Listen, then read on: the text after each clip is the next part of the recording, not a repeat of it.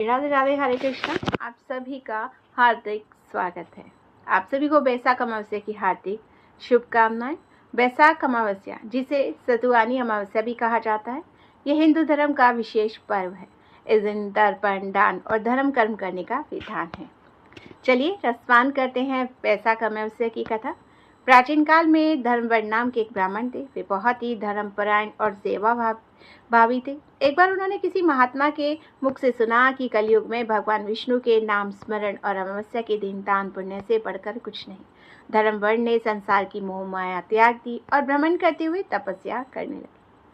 एक दिन वे पितृलोक पहुंचे। वहां उन्होंने देखा कि पितृ बहुत कष्ट में रो रहे हैं। धर्मवर्ण ने इनका कारण पूछा तो पितरों ने बताया, पुत्र, तुम्हारे संन्यास लेने के कारण ही हमारे वंश में पिंडदान करने वाला कोई नहीं बचा। यदि तुम वापस जाकर गृहस्थ जीवन स्वीकार करो, विवाह करो, बैसाख अमावस्या के दिन विधि विधान के साथ दान तर्पण करो तो हमें मुक्ति मिलेगी।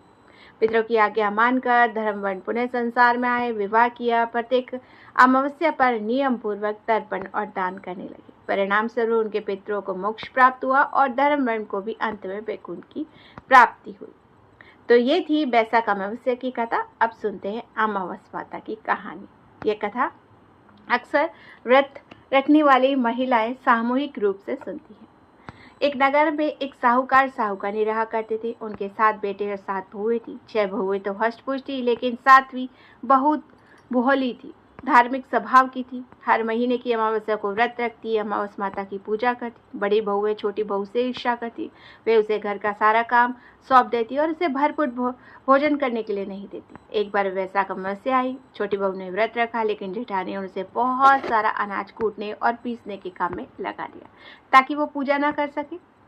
छोटी बहू रोती हुई जंगल की ओर चली गई। वहां उसने मिट्टी की एक पिंडी बनाई और उसे अमावस्या माता मानकर रोने लगी। वह बोली, माँ, मेरी जेठानी ने मुझे पूजा करने नहीं देती है, मुझे शक्ति दो, मैं तुम्हारा व्रत को पूर्ण कर सकूं। तभी माता प्रसन्न और एक बुढ़िया के रूप में प्रकट होकर बोली, बेटी, तू रो मत, तूने सच्चे मन से मुझे याद किया।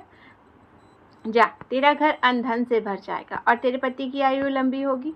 जब वह घर लौटी तो उसने देखा कि उसके हिस्से की कोठरी सोने चांदी से भर गई। जो जेठानी उसे तुच्छ समझती थी, वे उसकी संपन्नता देखकर दंग रह गई। छोटी बहू ने तब सबको अमावस्या के व्रत की महिमा बतलाई। जैसे अमावस्या माता ने छोटी बहू के दुख दूर किए, उसे सुख सौभाग्य दिया, वैसे ही इस कथा को सुनने और कहने वाले सभी भक्तों की कष्ट माता दूर करे।